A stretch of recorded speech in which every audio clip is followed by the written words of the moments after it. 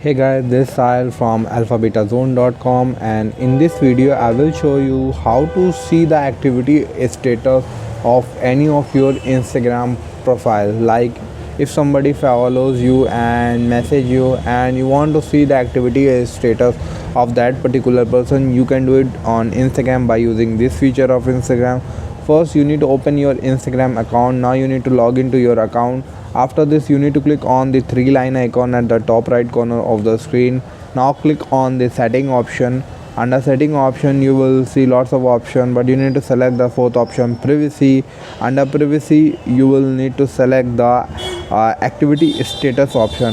Here you will see that there is a show activity status which is on, and if this is off you will not be able to see activity status of other people.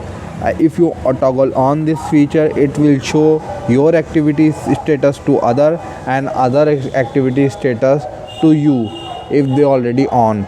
So if you want to toggle on this, and now you will go on the message section of your Instagram, you can see the activity of any of the Instagram user. Yeah, like you can see this user has last active on Tuesday, this user has been last active on 41 minutes ago, and this user has been last active on 9 minutes ago.